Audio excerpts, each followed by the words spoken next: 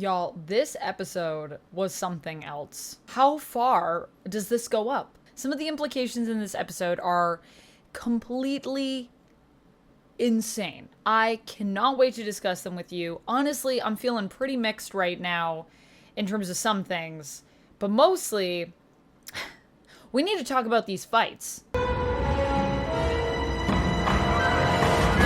There are so many questions that I have about this episode. Honestly, I'm feeling kind of mixed as I look back at it in some areas, but overall, dang, this one was spicy. There is a lot we got to talk about, but first things first, I gotta say, spoiler warning. Major spoiler warning for this one because, like I said, there's a lot of implications in this episode, and we're gonna talk about all of them. So, spoilers ahead. To start with, I just want to say I think this episode is beyond prophetic. I love how we start back with Osha in the sensory deprivation helmet, the cortosis helmet, and right off the bat, I got a sense of this kind of role reversal, something I've been talking about in my other reviews, this sense that I was getting a shift from Osha maybe actually turning to the dark side and being more of the dark side twin, and Mae becoming more of the light side twin, and seeing that reversal between them. And this episode really cements that.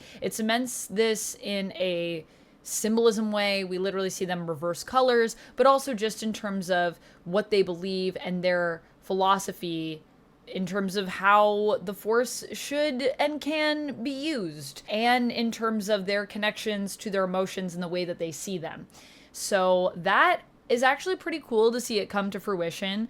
I'm not disappointed that it's happening, even though it's something I predicted, because the shift feels organic, I think. But it was pretty cool to see play out in this episode and see it build up from something that I was guessing before. Overall, I think the characters of Osha and Mae have been some of the least interesting characters, and yet I feel like this episode was the first episode where I felt really interested in them and connected to them. It's unfortunate that it took me till episode 8, though, I will say that.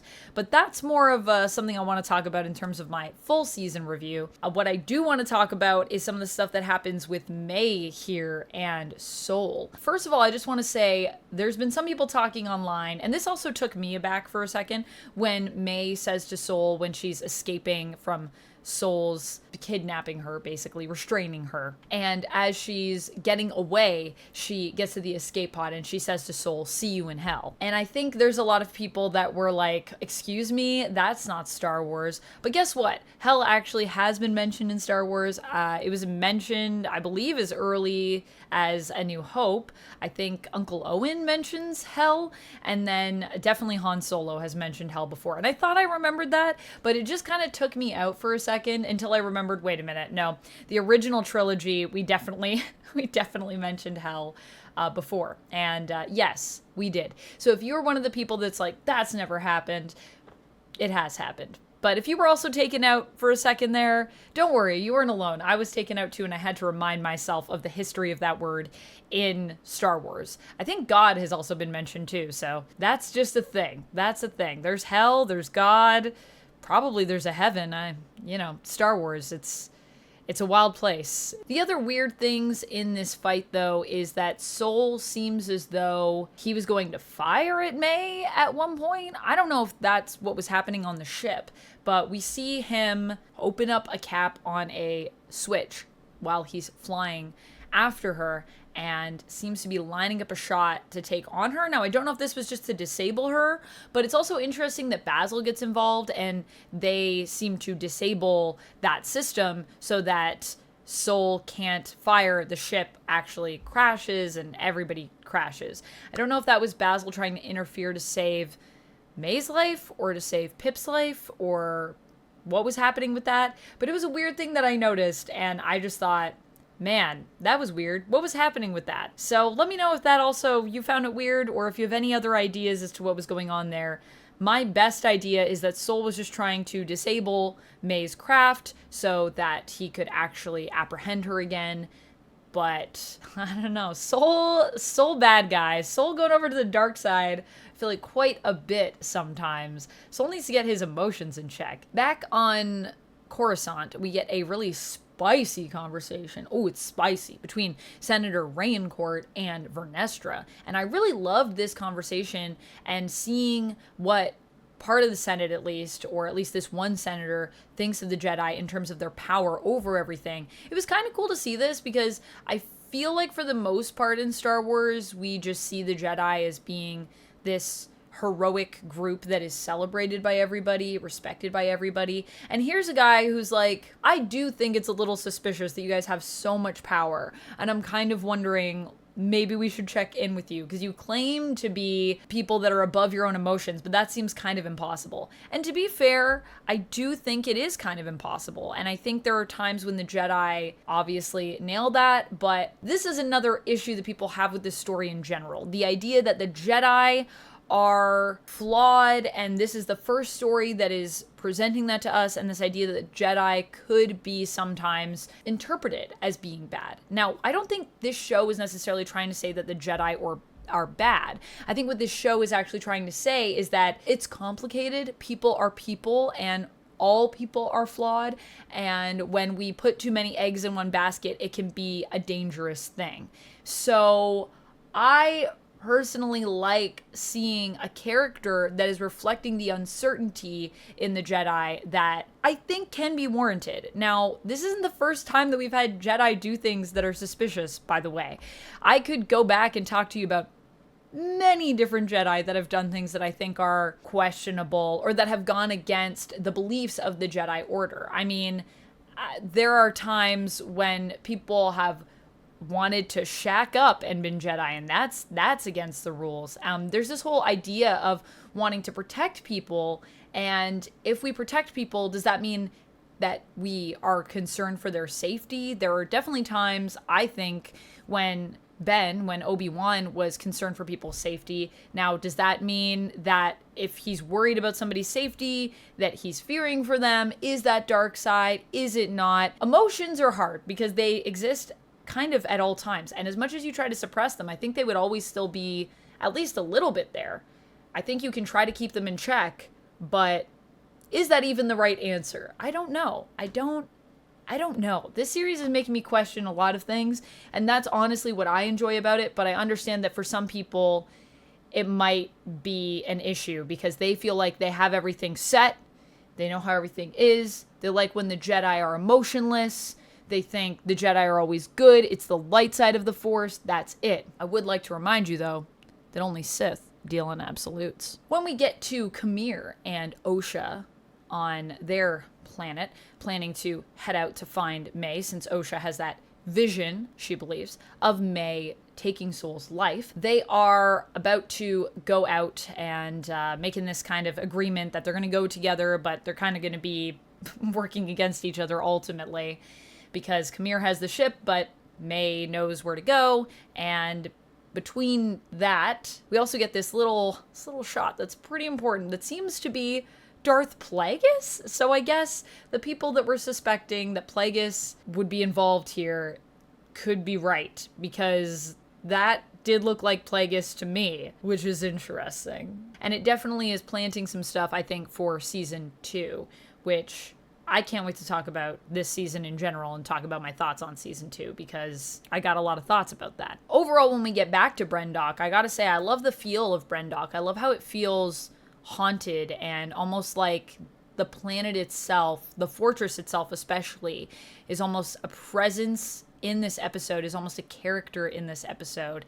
The ghosts of everything that has come before and how it's haunting all of these characters in different ways. I mean, I think it's messing all of them up, though. I think we can all agree. They're all kind of messed up from what happened on Brendok back in the day. This is, like I said, the most emotionally connected I have felt to Mae and Osha, and I think it's because we get a lot of them on screen together. We get this sisterly bond, and a lot of the emotion is let out in this episode, especially from Osha. A lot of the hate that she's been trying to push down and trying to move past is bubbling over, and we get this really epic fight that happens between them. Gosh, we get some epic fights in this episode. Their fight is really cool. I feel like I really love the idea of how they're mirroring each other, especially when we get into that revelation that, you know, they are one person seemingly split in two, which isn't as much of a revelation. It has been referred to throughout, I don't know, this entire show, basically. So I think we were all predicting that that would be a thing, and it is a thing. But once that's confirmed, it's just really cool to see how they are literally the same person, and yet also different, almost like two sides of a coin who can never exactly be on the same page, maybe because they are split, and so they need to be a half each, two different halves that make up one whole, if that makes sense. But really cool to see that fight. I'm also very curious as to how they filmed that. I just thought it looked really, really cool. I'm assuming stunt performers and some cool cutting and some movie magic, but it looks really, really cool, and I really liked that fight. I also feel like this episode and just this show in general does have a good High Republic feel. I was really feeling it in this episode. Now, granted, I say this with the full disclosure that I'm not super into the High Republic era. I'm just starting to get into it now with the first book, but just based on what I've, sort of experienced in the first book, I feel like this fits really well. If you are a big High Republic fan, I would love to hear your thoughts on this, though, in the comments below. Let me know what you're thinking of this season and this episode in terms of how it fits into that High Republic feel. For me, I was feeling it. I'm like, it's making me want to get into more High Republic stuff, which I think is a good thing, because High Republic seems like a cool time. So speaking of cool fights, let's get into my favorite one, which is this is probably my favorite fight in the entire show. Sol and Qimir, which is such an epic, cool fight. So many cool uses of the Force, so many cool lightsaber tactics, and we get to even see lightsabers being turned off, and Qimir is trying to pull Sol's lightsaber into his helmet to deactivate it, and in doing that, we get this awesome moment where Sol, to break that, turns off his lightsaber and kind of pushes them down to break the fight. And we get, of course, the cool boomerang lightsaber moment. I gotta love a boomerang lightsaber moment. I didn't expect to get boomerang lightsabers in this, but we got boomerang lightsabers in this. The boomerang lightsaber moment was really amazing. Camir just throwing the lightsabers towards Sol, missing, and then trying to pull them back with the Force to hit Sol, and then Sol Force pushing everything away. Such a sick moment. Such a cool moment. Honestly, really, really, really love that fight. I just think it's so tight. There's so many, like, you can break it down. I've watched it now like 4 times. I really liked it. So I hope you enjoyed it. Let me know what you're thinking of the fights in general in the show, but how'd you feel about them in this episode? I feel like they were particularly strong here. I love how they showcase, too, how strong Sol is with the Force. Like, he's great with a lightsaber, but I just love how he's like, I don't even need to use a lightsaber because he's just so strong in fighting with the Force as well. At the end, of course, we have Mae confronting Sol and urging him to confess about the fact that he killed Mae and Osha's mother, and then Osha overhears this, and then she turns on Sol, and we get this heartbreaking moment where she ends up being the one to fulfill that prophecy, that vision that she saw, where she is the one that kills Sol without a weapon. And I love how we get to see what was meant by that, this idea of just using the Force and using your own anger to kill someone, basically. It's just such a sad moment when Sol looks up at her and basically forgives her for taking his own life. Man, Sol is, I think, a really cool character, and I am sad that we only got 1 season with this character, because I think there's a lot more we could have explored if they wanted to extend it. Sol is gone. We get the full role reversal here of Osha embodying the dark side, Mae more embodying the light side, and they've completely swapped. But at the same time, they also don't seem to be pretty happy in general, both of them, about what happened to them. That's the thing that they agree on. We actually get to see some sisterly love here. Although I would say I would have loved to see more of those moments when they were kids, because I feel like when they were kids, they just seemed to really bug and hate each other. So it's kind of weird when they call back to these moments of like, oh, it was such a nice time. And I'm like, was it a nice time? Because I feel like we didn't really get to see a lot of that in the flashback episodes, but all right then. In the present moment, they were making me believe it at least, but when I was thinking back to episode 3, I was like, was it nice? Did you love each other? I have questions about that. It was really cool as well to see Osha bleeding a Kyber crystal in real time. That was really awesome and really powerful. I even made a mic setting just for that because I loved it so much. And we also get some other cool stuff about the cortosis, which I thought was cool. Also, I love how there were some people that didn't know what cortosis was, and then they blamed the show because they didn't know what cortosis was. Sometimes I'm just like, y'all, I get that not everyone will know everything in Star Wars. I don't know everything in Star Wars. But if there's something you also don't know, before you do your review to condemn something, maybe you should just do a little Google search, and be like, what was that metal? Why was it turning off lightsabers? But I digress. The cool thing that we get to see about cortosis in terms of the property is there is also the thing with cortosis where it can kind of turn off force sense, or it's believed to have that property. And I feel like we see it when Qimir takes his helmet off and then Vernestra senses him and then he puts it back on and she's like, well, where'd he go? Like, you kind of get that sense in her face of like, now I can't really sense him. And while he's watching her and she's right there and she doesn't sense him because he has the helmet on. Very cool. I really liked that. I thought that was a cool little detail that they put in there. Honestly, I can't wait to get Qimir and Vernestra's story. I hope we get that in season 2. Hope we get season 2 and we get that because I'm very curious about it. Also, with Mae and Osha, they get their final goodbye. They're splitting off. We wipe Mae's memory so that Osha and Qimir can go off and not be found, because obviously Mae knows where Qimir is based, and the belief is that she'd be able to help them find Mae and Qimir, so they wipe her memory. And weirdly, the dumb thing that they said as kids actually feels a little bit impactful here, even though it's still dumb. But the weird rhyme that they said, and I like this idea of they don't really remember who started it. I'm wondering if it actually might be a chant that was said when they were brought into existence, or if the implication here is just supposed to be that maybe it doesn't like one of them started it, but they don't even remember who started it because they are the same person in essence. So they think the other person started it because they are each other, if that makes sense. I just thought that was kind of cool. However, we still don't get any explanations for the whole smoke monster thing that we saw in the last episode. So I don't know, maybe in season 2. Some people are not going to be happy with this because not all of the questions were answered at the end of this season. But I kind of like that because it's trying to build intrigue, I think, for the next season.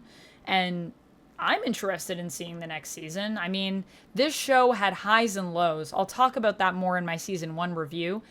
But overall, I gotta say, I enjoy what it's trying to do and what it's exploring. Some of the execution could use some work, in my opinion, but the idea of what it's trying to do, I actually like that, and I think it's really different and interesting in a lot of ways, while still paying homage to a lot of the stuff that we've gotten already in Star Wars, and just kind of bringing some of that stuff up and highlighting it in a cool way. Speaking of that, though, we get some real crazy stuff in terms of doing something different, which is this whole idea of the conspiracy that Sol and his team covered up on Brendok, and then Vernestra adding another layer, where now that all of this has happened involving that team and Sol's death, she decides to just pin it all on Sol. Which honestly, kind of fair, but also, what a cover-up. Because that's definitely not what happened. She's just pinning it on him so that they aren't looking so bad as the Jedi Order in the face of being reviewed. And even then, I think the review is probably going to go through because, I mean, if I was a senator, I'd be like, yeah, the fact that you had so many Jedi here that were killed, when Jedi are supposed to be these infallible figures, they don't get killed, usually. And the idea that it happened from within is going to be, I think, a huge problem. So I think we will be seeing them face a review in the next season and seeing what that is going to be like. I don't think Vernestra's plan here is going to hold it off. I see what she was trying to do and say, like, we handled it. It was just one guy. Let's not judge everyone. But I think that's coming. And I wonder what the review is going to open up about the Jedi, or what will happen as a result of that. I'm very curious about that. I also think the idea of bringing Master Yoda in at the end, when Vernestra is asking, to have some strings pulled to try to talk to someone, and then later, of course, we find out that someone is Master Yoda. I was wondering if they were going to bring Yoda into it because he's one of the few people that would connect us back to the other Star Wars stuff that we've gotten from later times, and is one of the few people that would be around. And yeah, they did it. And I kind of was hoping they weren't going to do it, but I understand why they did it. I have mixed feelings about it, I guess. But also the idea of bringing Master Yoda in to be part of this, potentially this cover-up, is wild to me. The implications. People are going to be upset about this. I am more intrigued than upset, but what a choice. What a choice. It's a choice, and they made it. Overall, I do think I really liked this episode. I think it was a really strong finale, in my opinion. Even though there are some things, there's still a little janky here. There's still some stuff because of the weird stuff we got in episode 3 that we call back to that is just strange. And there are questions that are unanswered. I understand, but I'm kind of fine with that. Like I said, I think it's trying to build intrigue for season 2.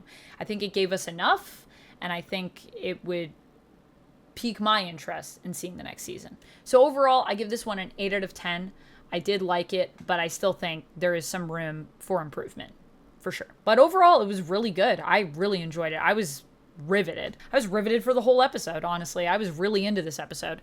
So yeah, let me know your thoughts down in the comments below. Did you like it? Did you not like it? Why didn't you like it? Why did you like it? And let me know what you're thinking of season 1.